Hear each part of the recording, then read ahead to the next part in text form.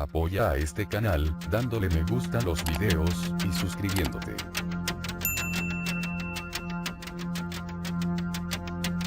Mr. Anderson presenta La rebelión de los robots. Capítulo 6. Caballeros árabes. En el año 570 nació un niño en el desierto árabe en la Meca. 40 años después tendría una experiencia psíquica que afectaría el curso de la historia hasta el día de hoy. Su nombre era Muhammad, o como es mejor conocido, Mahoma. Una vez más tenemos una visión psíquica, una comunicación desde otra frecuencia, o un holograma extraterrestre, siendo confundido con Dios, o un mensajero de Dios, y nuevamente iba a tener consecuencias espantosas.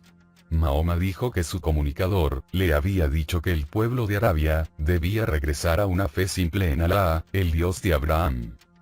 Dijo que Dios también lo había elegido para transmitir este mensaje, y aquellos que lo aceptaran serían salvados en el día del juicio. ¿Suena familiar? Todas estas religiones aparentemente opuestas, fueron iniciadas por el mismo manipulador no físico, Lucifer en sus muchas formas. Mahoma fue solo otra víctima. Escribió sus comunicaciones en un libro llamado el Corán, que significa recitación, y de ahí surgió la religión que conocemos como Islam, que significa sumisión a Dios, y el pueblo llamado musulmanes, quien se somete. La violencia terrible se convirtió en el medio para avanzar en la causa de Mahoma. Cambió de carácter, de lo que parecía haber sido un hombre amable y amoroso, a un tirano, cuando sus creencias religiosas y una energía altamente negativa se apoderaron de él. Entonces, ¿qué causó este cambio repentino? Podría haber sido que simplemente se volvió hambriento de poder, supongo, pero tal vez haya otra explicación. No lo ofrezco como hecho, solo como posibilidad. Mahoma dice que vio su visión cerca de la cueva donde solía ir. La visión aparentemente afirmó ser el ángel Gabriel de la fama bíblica, y perdió el conocimiento durante el encuentro. Otros profetas han contado experiencias similares. Cuando despertó, el mensaje que se le dijo que recitara, estaba según él, inscrito en su corazón. Quizás habría sido más preciso decir en su mente. Para apreciar lo que pudo haberle sucedido a Mahoma, San Pablo, Agustín y muchos otros, necesitamos hacer la división en nuestras mentes entre la etapa de evolución, que la humanidad había alcanzado en ese momento, y dónde estaban los extraterrestres en su conocimiento y tecnología. En el mundo moderno, las técnicas de control mental altamente sofisticadas, son bien conocidas por la élite secreta de la hermandad hoy, y las agencias de inteligencia que trabajan con una agenda que ignora al gobierno democrático y la supervisión. Pero incluso estas técnicas son primitivas, en comparación con lo que los extraterrestres pueden hacer, y aún más importante, podían hacer hace miles de años en todo el periodo cubierto en este audiolibro. Podían convertir a ciertas personas en superrobots, controlados casi por completo mediante programación mental.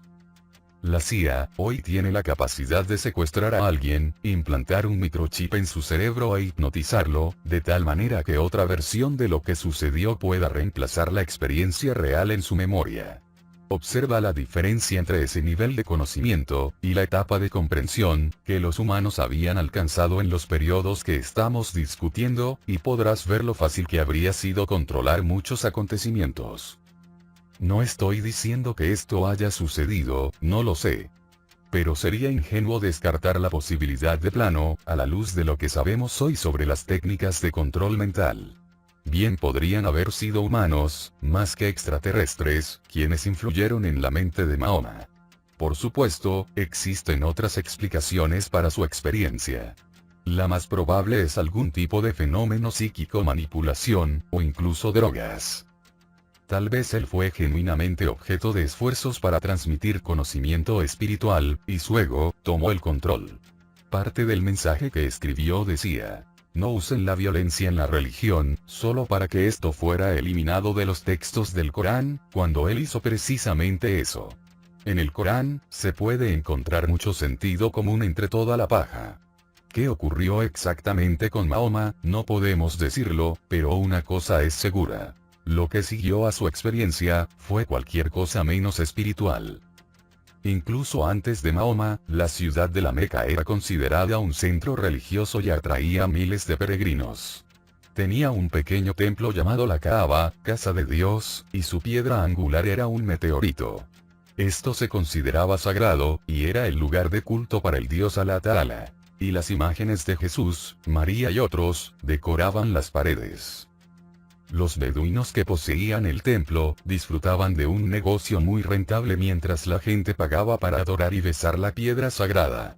Se enojaron mucho con las predicaciones de Mahoma, porque si sus ideas se imponían, temían que su comercio cesara. Para su consternación, estaba reuniendo muchos seguidores, y la ciudad de Medina, le había pedido que fuera su gobernante como el profeta de Alá. Dado lo que ha sucedido desde entonces, es irónico pensar que fueron los judíos en Medina, quienes ayudaron a persuadir a la gente de que él era quien decía ser.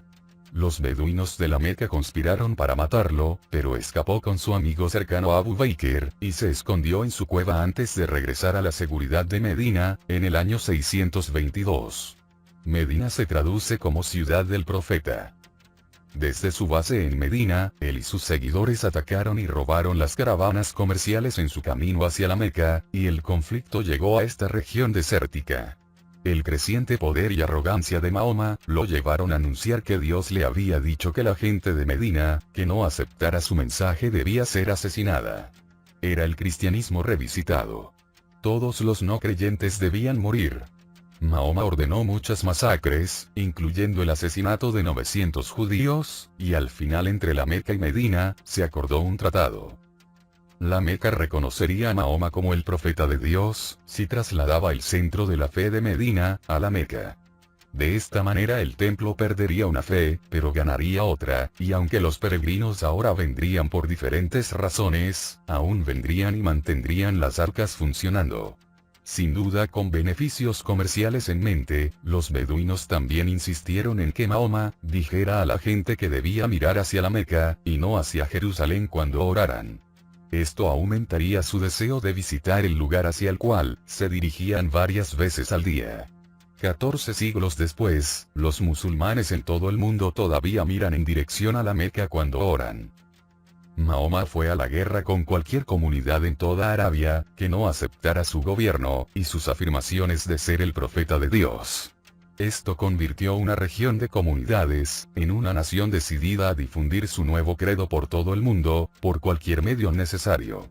No puedo evitar sonreír cuando escucho a líderes religiosos musulmanes hablando en la radio, y cada vez que dicen el profeta Mahoma, siguen inmediatamente con paz y bendiciones sobre él. Estoy totalmente a favor de la paz y las bendiciones para todos, incluidos aquellos que Mahoma y sus seguidores asesinaron en nombre de Dios y aquellos que aún hoy son mantenidos en esclavitud mental y física por fanáticos musulmanes. Las mujeres en particular han sufrido en el mundo musulmán, por las creencias de Mahoma que las han convertido en prisioneras en sus propias tierras, cuando el Corán se sigue al pie de la letra. Con la muerte de Mahoma a los 62 años, su amigo Abu Bakr asumió como su califa, lo que significa sucesor. Fue despiadado en la búsqueda de su deseo de dominación mundial por el Islam, y los ríos de sangre fluyeron por todo Medio Oriente. A cada país se le dio el mismo ultimátum: aceptar al califa como su gobernante, y adoptar la fe musulmana, o morir por la espada. Para el año 750, el dominio musulmán había avanzado dramáticamente.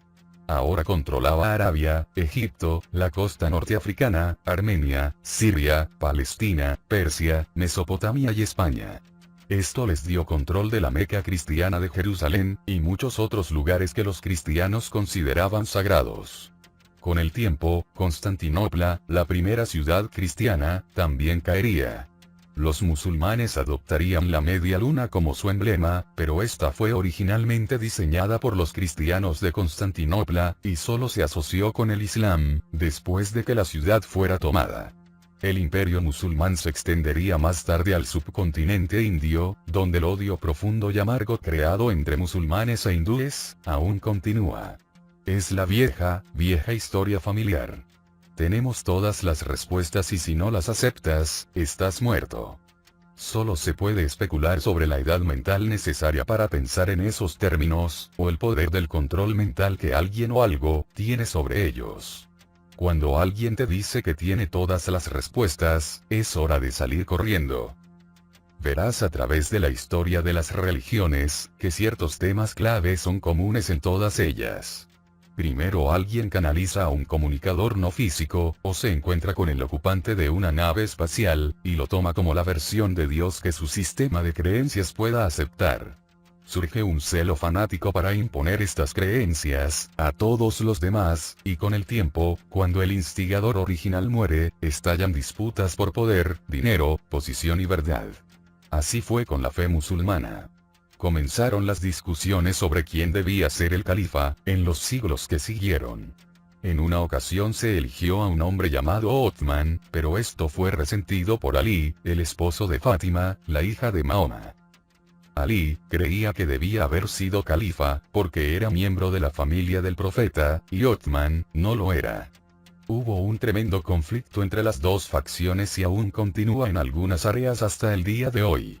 Los chiíes, o musulmanes ortodoxos, creen que descienden de aquellos que dijeron que Ali debía ser califa, mientras que los otros, llamados musulmanes sunitas, reconocen a Othman. Que Dios nos ayude. En un tiempo, cualquiera que pudiera reclamar descender de Mahoma, era ejecutado, y una vez más estoy seguro de que las organizaciones negativas de la hermandad, estimulaban la división siempre que podían. Hubo, y hay sin embargo, muchas cosas buenas sobre el dominio musulmán. Este es un punto importante que quiero enfatizar con mucha fuerza. En todos estos libros, como la Biblia y el Corán, encontrarás entre las incitaciones y justificaciones, para comportamientos horribles, algunas filosofías buenas y virtuosas. Los fanáticos que por la fuerza han estado en gran medida en control, han escogido las primeras para guiar sus vidas, pero otros han tenido el sentido y la decencia de espíritu, para guiarse por las segundas. No todo creyente en el cristianismo fue un bárbaro asesino, ni todo musulmán. En todo el mundo hoy, hay cientos de millones de cristianos y musulmanes fieles, que siguen los mensajes positivos en sus libros religiosos y rechazan la violencia. Hay seres humanos maravillosos trabajando dentro de la iglesia cristiana, y como he encontrado en Gran Bretaña y en mis viajes por Medio Oriente, no encontrarás personas más amables y generosas que los musulmanes moderados y reflexivos.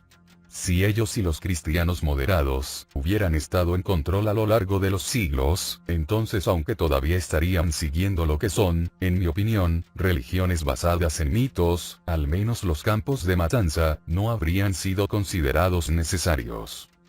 Hubo periodos en el imperio musulmán en los que los fanáticos no estaban en control, y estos tiempos hicieron una contribución vital a la humanidad, al preservar el conocimiento de personas como Platón y Aristóteles.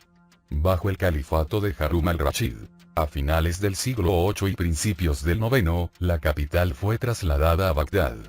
Su pensamiento no estaba encarcelado por el Corán, y aunque el califa aún enviaba a sus ejércitos a saquear y asesinar horriblemente en tierras vecinas, también estableció escuelas y colegios. Científicos, médicos y filósofos viajaron a este centro de libertad intelectual. Bagdad se convirtió en la ciudad más rica del mundo con muchos hospitales, más de 600 médicos y 6.000 estudiantes. Todas las religiones podían practicarse libremente.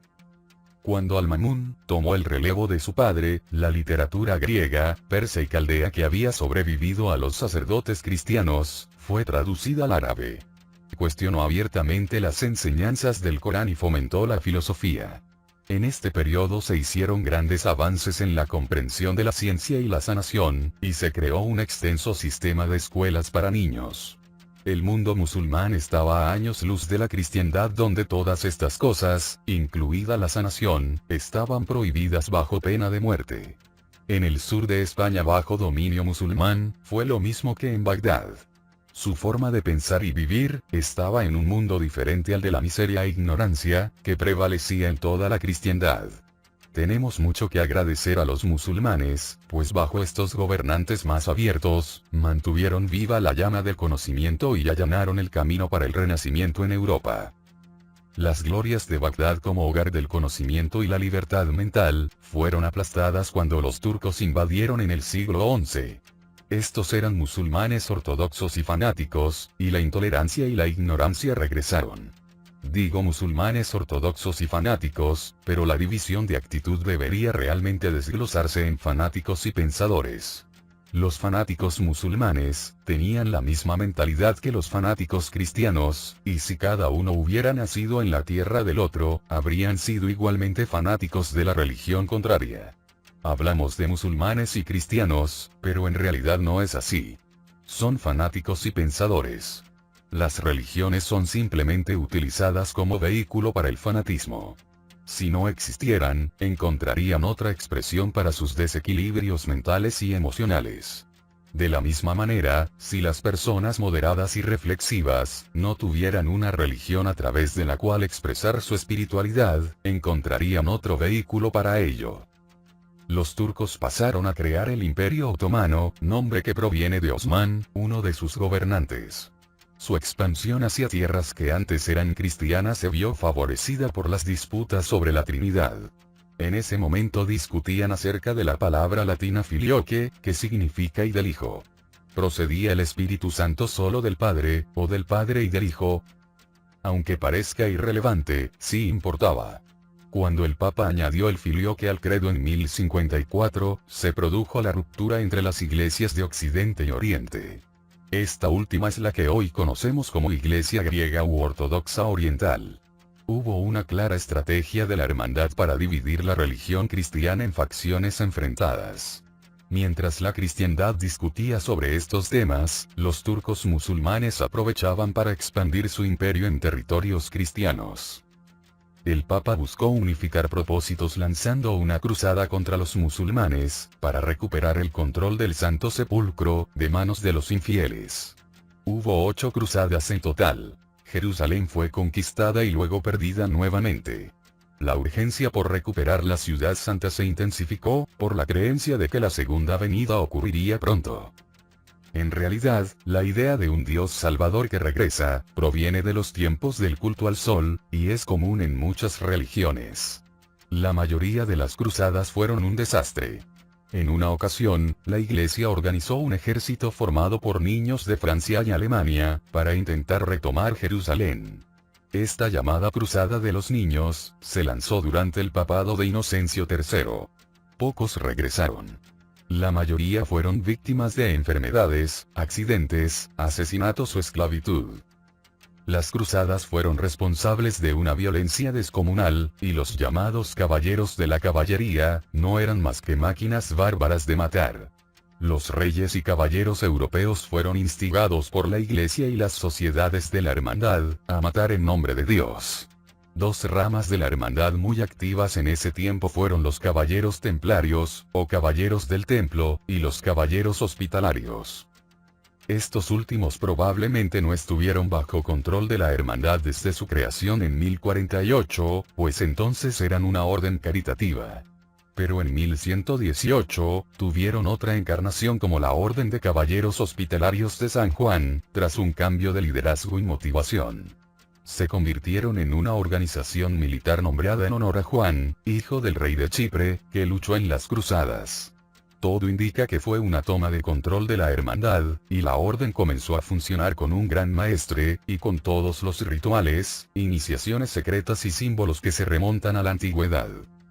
Los caballeros templarios, fueron una rama de la hermandad desde el inicio, con su gran maestre y su habitual secretismo. Surgieron un año después de que los hospitalarios se unieran a la hermandad, y los templarios llegaron a tener un enorme poder tras bambalinas. Al igual que los hospitalarios, recibieron grandes sumas de dinero de los partidarios de las cruzadas, y los templarios se hicieron tan ricos que fundaron centros financieros en París y Londres, almacenando su riqueza en sus templos de esas ciudades. Los caballeros teutónicos, alemanes, fueron otra orden caritativa que cambió a un rol militar. También tenían un gran maestre y toda la parafernalia, y estas 3 ramas de la hermandad se odiaban entre sí, lo cual complacía a quienes las controlaban sin que ellas lo supieran. No obstante, no se afirma que todos los miembros de estos grupos, trabajaran conscientemente contra el pueblo. La mayoría seguramente tenía las mejores intenciones. La hermandad no funciona así. Necesita engañar a la mayoría de sus propios integrantes para ser más efectiva. Es manipulación con una sonrisa en el rostro, buscando siempre una buena imagen pública. Para ello requiere involucrar a personas de buena voluntad en los niveles bajos. Las fundaciones benéficas y la caridad en general, suelen ser una fachada que elige utilizar. Incluso en los viajes hacia la Tierra Santa de los cruzados cristianos, otros no creyentes en el camino fueron torturados y asesinados. Los judíos sufrieron más que nadie. Los cristianos condenaban a toda la raza judía como los asesinos de Cristo, y cualquier grado de barbarie contra ellos podía justificarse con ese argumento. Cuando los cruzados del Señor retomaron Jerusalén, uno de sus primeros actos fue incendiar la sinagoga con los judíos aún dentro. Las calles literalmente se llenaron de la sangre de sus víctimas judías y musulmanas, en marcado contraste con la manera en que algunos líderes musulmanes trataron a los cristianos cuando el Islam recuperó la ciudad. Al final, las cruzadas no lograron nada, salvo enviar a cientos de miles a una tumba prematura y causar un dolor y destrucción terribles, exactamente lo que la hermandad quería. No fue sino hasta este siglo que el mundo cristiano volvió a tener control de la Tierra Santa, cuando pasó a formar parte del Imperio Británico. Los judíos sufrieron en Europa por otra razón. La religión cristiana en ese periodo imponía una estricta prohibición contra la usura, es decir, cobrar intereses en los préstamos. Un usurero podía perder todas sus propiedades, ser excomulgado y negársele un entierro cristiano. Se consideraba mejor que una esposa abandonara a un marido usurero y mendigara comida, antes que aceptar algo de él. Los judíos no estaban sujetos a esa ley cristiana y sí cobraban intereses en los préstamos. Esto los volvió extremadamente impopulares entre quienes estaban endeudados. En el año 1290, 16.000 judíos fueron deportados de Inglaterra por esta razón. Al final de las cruzadas y con la victoria musulmana, los caballeros de la hermandad tuvieron que huir. La orden de San Juan prosperó, pues se trasladaba cambiando su nombre según su ubicación. Caballeros de Rodas y Caballeros de Malta. Han sobrevivido hasta hoy como la Orden Soberana y Militar de Malta, que con ayuda papal, trasladó su sede a Roma y se convirtió en la nación más pequeña del mundo. Los caballeros de Malta tienen hoy una enorme influencia en la política y en las sociedades secretas. Los templarios también sobrevivieron, pero las represalias contra ellos por haber perdido las cruzadas, junto con las acusaciones de escupir sobre la cruz y de homosexualidad, hicieron que se les arrebatara su riqueza y poder, al menos por un tiempo. Las razones de esta campaña en su contra fueron la codicia y la preservación del engaño llamado cristianismo. Los templarios acumularon riquezas impresionantes, ya que los cristianos les entregaban su patrimonio en testamentos y donaciones. Se convirtieron en la organización más rica en cada país donde se establecieron. Actuaban como banqueros sin cobrar intereses, porque la Iglesia cristiana mantenía una prohibición sobre la usura. Cuando los judíos fueron expulsados de Francia en el año 1306, por sus actividades de usura, Felipe, el rey francés, tuvo que pagarles sus deudas. Lo hizo entregándoles prácticamente todas las reservas de moneda de su país a cambio de las propiedades que dejaban atrás. Esto fue similar al acuerdo entre los judíos y el rey Guillermo cuando fueron expulsados de Inglaterra por cobrar intereses en los préstamos. El rey Felipe estaba desesperado por dinero para cumplir compromisos en el extranjero, y decidió robar el oro templario. Felipe y su compatriota francés, el Papa Clemente V, idearon un plan para lograrlo. Se lanzaron acusaciones contra los templarios, y Clemente los acusó de herejía. Su dinero pasó a Felipe y sus tierras a la iglesia. El gran maestre de los templarios, Jacques de Molay, fue quemado en la hoguera. Pero hubo otra razón por la cual la Iglesia Católica Romana estaba tan interesada en destruir a los templarios y a los cátaros. En 1891, durante la restauración de la Iglesia del Pueblo, en Rennes-le-Chateau, en el suroeste de Francia, el párroco Berenger Saunier encontró 4 pergaminos. Estaban sellados en tubos de madera que habían sido ocultos dentro de un pilar hueco del altar. 2 de ellos contenían las líneas de sangre de familias locales, y databan de 1244 y 1644. Saunier también descubrió un código secreto en los textos y le contó al obispo de Carcassona lo que había hallado. Con eso, el párroco fue convocado a París para reunirse con la jerarquía de la iglesia y mostrarles los pergaminos.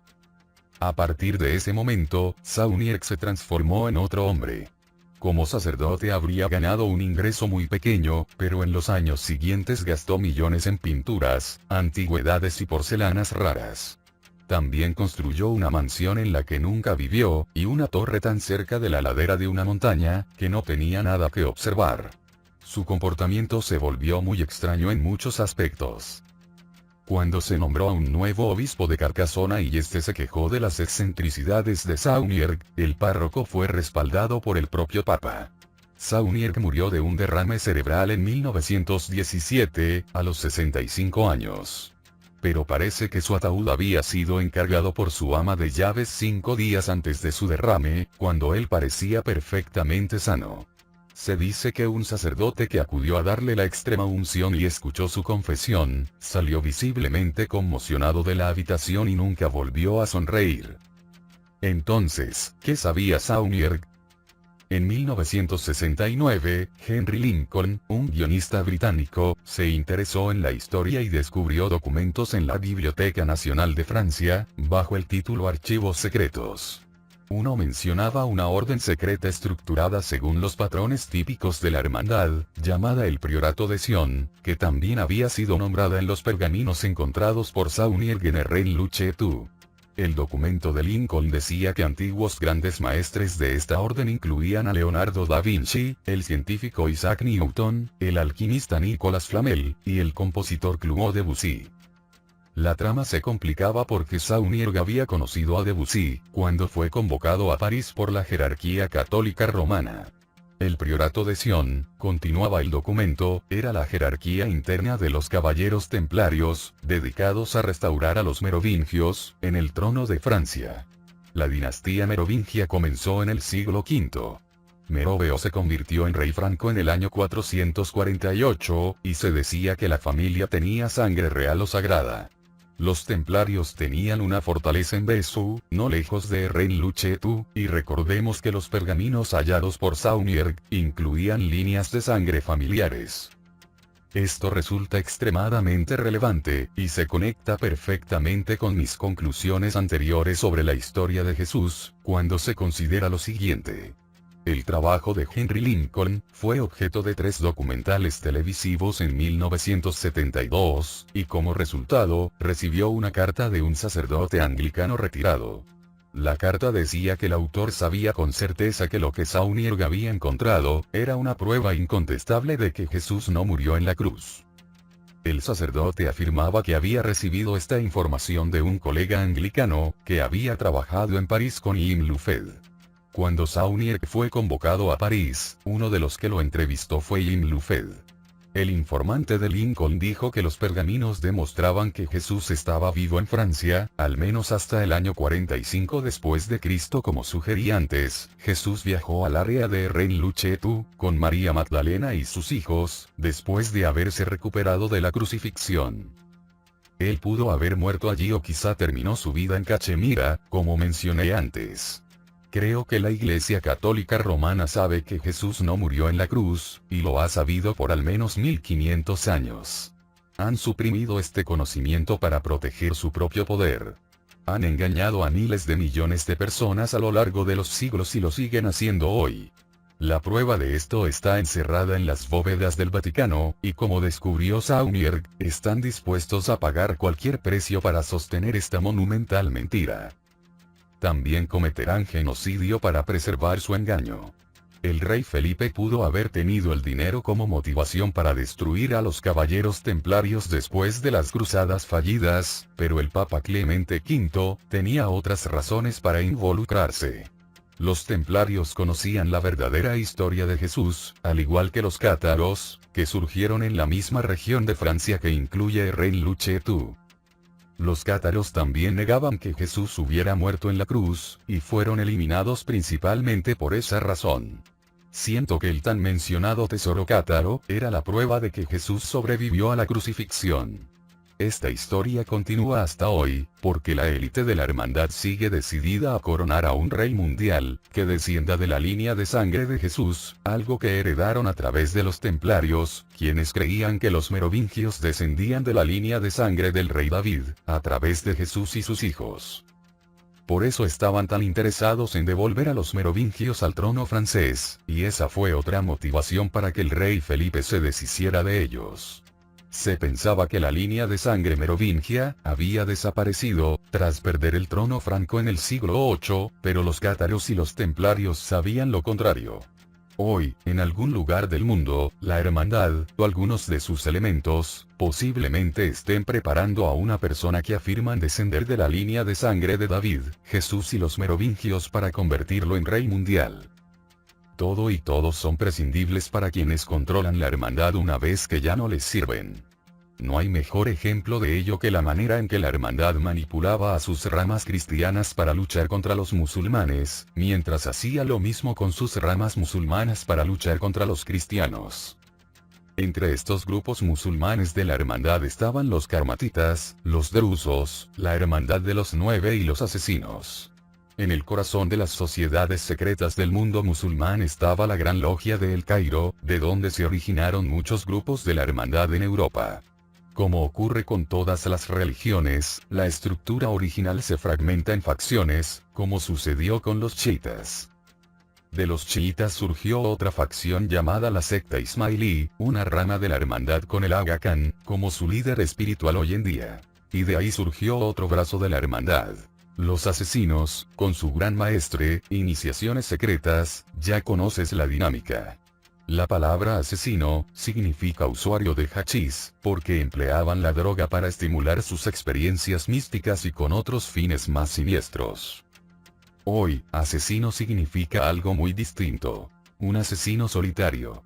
Esto se debe a que los asesinos usaron este método con gran eficacia para expandir su poder desde su base en Irán. No eran selectivos. Mataban tanto a musulmanes como a cristianos. Los asesinos se convirtieron en un modelo para los asesinatos políticos y económicos de la actualidad.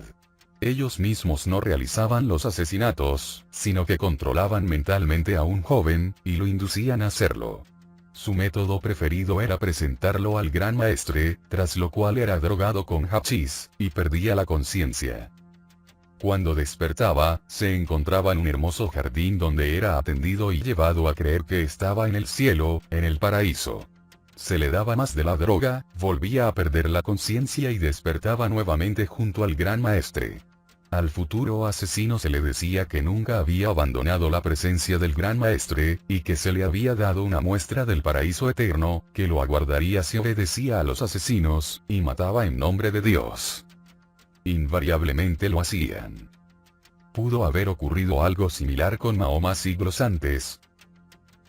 Esta misma técnica básica, aunque ahora mucho más sofisticada, se utiliza hoy para asesinar a quienes se interponen en el plan de dominación mundial de la hermandad.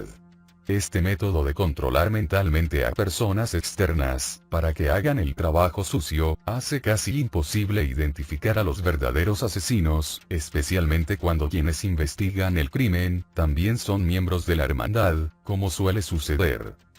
Las sociedades secretas musulmanas adoctrinaban y engañaban a sus iniciados, de maneras que reflejaban también a otras ramas de la hermandad, como los masones. Los grados inferiores de iniciación eran bastante sencillos, y parecían apoyar el status quo, en su caso la religión musulmana. Pero luego, en cierto nivel, cuando el iniciado ya estaba bien arraigado en la sociedad, toda la historia cambiaba de repente y se le decía que olvidara todo lo que había aprendido antes. La nueva versión de la verdad, que a su vez sufriría otros cambios en los niveles superiores de iniciación, conducía a la revelación de quién o qué servía realmente la sociedad. Solo si se creía sin duda alguna, que se podía confiar en ti para apoyar la gran obra, se te otorgaba este conocimiento. Así es como unos pocos pueden usar a la mayoría de sus miembros como fachada de respetabilidad, para sus actividades clandestinas contra la libertad. Si eres masón, o miembro de alguna sociedad secreta, casi con certeza estás siendo engañado, y es hora de que lo entiendas. Sal de ahí mientras puedas.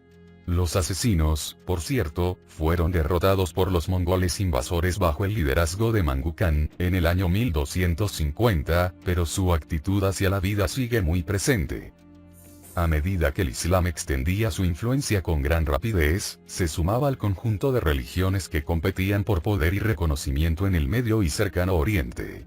Cristianismo, Islam, judaísmo, budismo, zoroastrismo, maniqueísmo, hinduismo, y si sentías la necesidad de entregar tu mente a un ismo, tenías de sobra para elegir, aunque en la mayoría de los casos la elección era casi inexistente. La mayoría de las veces eras lo que se te decía que fueras. Europa estaba en caos y agitación tras la salida de los romanos, pero con los siglos ciertas tribus lograron imponerse y comenzaron a surgir países. Una tribu franca tomó las tierras que hoy llamamos Francia y una rama de esta se asentó en lo que se convirtió en Alemania. En Gran Bretaña, el poder pasó por una serie de invasores, entre ellos vikingos, sajones y normandos. Su historia también fue de imposición, invasión, conflicto político y religioso, y constante actividad de la hermandad. Nunca un título fue tan apropiado como el de Edad Oscura. Resume toda la motivación y la experiencia de la época, aunque lentamente el poder de la Iglesia romana iba a ser quebrado y Gran Bretaña estaría a la vanguardia de este acontecimiento trascendental. Sin embargo, no fue del todo el golpe por la libertad que al principio podría haber parecido.